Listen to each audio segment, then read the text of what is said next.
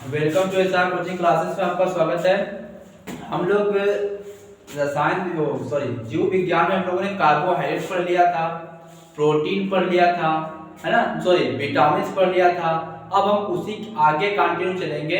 आज पढ़ने जाएंगे प्रोटीन रह गया, फिर रह गया हमारा जल क्या होता है, फिर खनिज लवण क्या रहेगा, दो तीन चीजें भी रह गई हैं। तो आज हम लोग पढ़ने जा रहे हैं प्रोटीन। तो सबसे पहले अगर हम बात कर लें कि ये प्रोटीन आखिर होती क्या है, तो प्रोटीन जो होती है सबसे पहले इसका प्रयोग 1838 में एक वैज्ञानिक आए थे जिनका नाम क्या था, बर्जीलियस।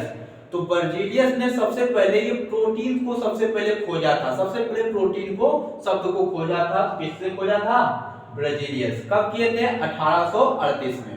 ठीक, अच्छा अब अगर बात कर लेते हैं कि प्रोटीन हमें कितनी लेनी एक दिन में चाहिए, तो प्रोटीन की जो मात्रा होती है वो 400 ग्राम होती है। कितनी, प्रोटीन यानी कि हमें 400 ग्राम प्रोटीन की हमें आवश्यकता होती है। ठीक है, ये लाइफ में।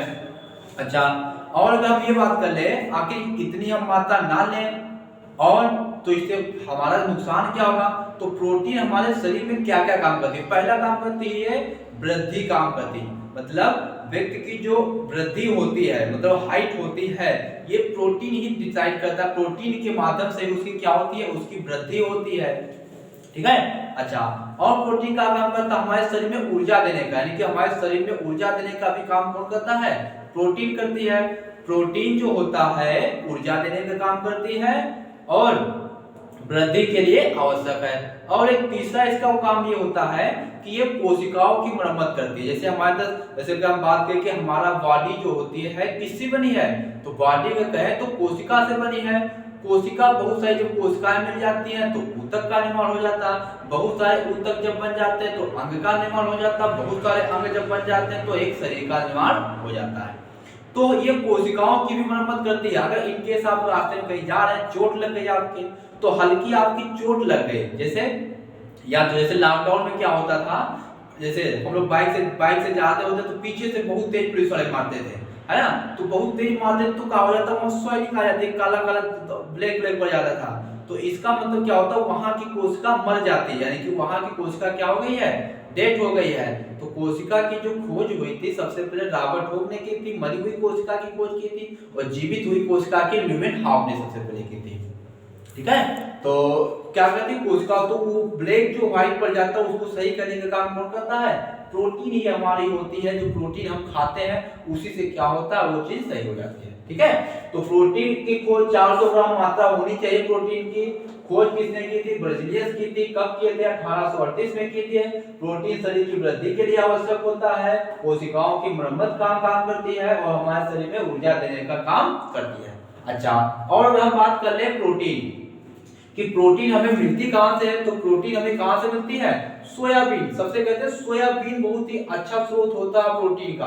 अगर 50 से 60% क्या होती है, प्रोटीन की कमी अगर हो जाएगी हमें तो हमको पढ़ने का मन नहीं करेगा, मन एकदम क्या हो जाएगा, नीरस हो जाएगा, तो पढ़ाई का मन नहीं करेगा।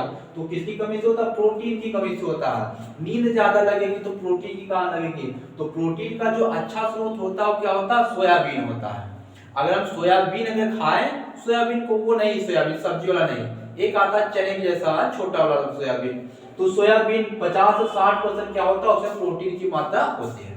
अच्छा, अब बात करें कि सोयाबीन होता सबसे ज्यादा कहाँ है, तो होता सबसे ज्यादा मध्य प्रदेश में। मध्य प्रदेश में सबसे ज्यादा क्या होता है, सोयाबीन उगाए। मध्य प्रदेश की राजधानी क्या है, भोपाल। मध्य प्रदेश की राजधानी क्या है, भोपाल है। अच्छा, भोपाल हमारा प्रसिद्ध किस लिए है, ये वनों के लिए प्रसिद्ध है। क्या, सबसे ज्यादा वन यहाँ पर पाए जाते हैं हमारे, है ना। ये बात करें कि सबसे ज्यादा वन कहाँ पाए जाते हैं, तो सबसे ज्यादा वन हमारे मध्य प्रदेश में। सबसे ज्यादा जंगल कहाँ पाए जाते हैं, नेशनल पार्क कहाँ पाए जाते हैं, वो भी मध्य प्रदेश होता है।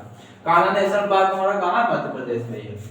अच्छा, सोयाबीन खाने से प्रोटीन होगी, और दाल खाने से होती है राजमा, मूंगफली, गाजर, दूध, बादाम इत्यादि चीजें हम खाएंगे तब मेरे अंदर प्रोटीन की मात्रा को बढ़ेगी। ठीक है, अच्छा, अब ये कहें कि दूध की प्रोटीन बताओ कौन सी होती है, तो दूध की प्रोटीन होती है हमारी केसिन। क्या होती है, केसिन। अच्छा, अब ये कहें दूध का मापक कैसे करते हैं, लैक्टोमीटर से हम दूध की मात्रा को, क्वांटिटी को नापते हैं। अच्छा, यह की बात है, दूध जो होता है उसका रंग कैसा होता है? सफेद। तो दूध का रंग सफेद होने का कारण क्या होता है? उसमें केसिन पाई जाती है। केसिन के कारण दूध क्या होता है? सफेद होता है। केसिन के कारण दूध क्या होता है? सफेद होता है। अच्छा अच्छा अच्छा, कभी कुछ गाय, जैसे गाय का दूध हल्का पीला होता है तो उसका कारण क्या होता है? तो हल्का, अगर दूध के जो पीले रंग का कारण होता है कैरोटीन, उसमें क्या होती है? कैरोटीन होते हैं, जिसके कारण दूध क्या होता है? पीला होता है। गाजर, तो गाजर की अगर पूछे गाजर की प्रोटीन, तो गाजर की प्रोटीन क्या होती है? कैरोटीन होती है। दाल की प्रोटीन बार्बिन होती है। अंडे की प्रोटीन क्या होती है? एल्यूमिनियम होती है।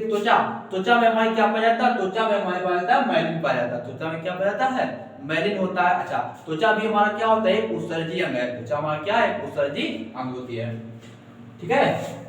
अच्छा, नाखून और बालों में क्या पाया जाता है? नाखून और बालों में हमारे क्या पाया जाता है? कैरेटिन पाया जाता है। क्या पाया जाता है? कैरेटिन पाया जाता है, जिसके कारण वो बढ़ते हैं हमारे। अच्छा, अब ये बात करते हैं प्रोटीन का जो निर्माण होता है वो कहाँ से होता है? तो प्रोटीन का जो निर्माण होता है वो एमिनो अम्ल से होता है। कितने होता था?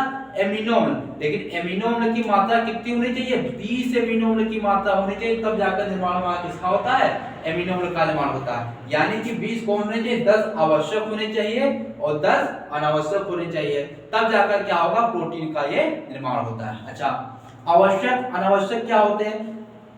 तो अच्छा, वो बाद में कॉन्फ्लिक्ट बताते हैं उसको। ठीक है। अच्छा, अब अगर बात करते हैं इसकी कमी से, अब मान लीजिए कमी है हमारे अंदर प्रोटीन की, तो रोग कौन से हो जाते हैं? तो रोग अलग अलग होते हैं। बच्चों में अगर रोग पूछा जाए तो सूखा रोग हो जाता है। सूखा रोग को उसको बोलते हैं मार्समस भी कहते हैं, उसका दूसरा नाम है। और बड़ों में रोग हो जाता है क्वास्कॉर रोग होता है। क्या क्वास्कॉर रोग क्या होता है? ये बड़ों में रोग हो जाता है। ठीक है। तो आई होप कि आपको ये समझ में आ गया होगा।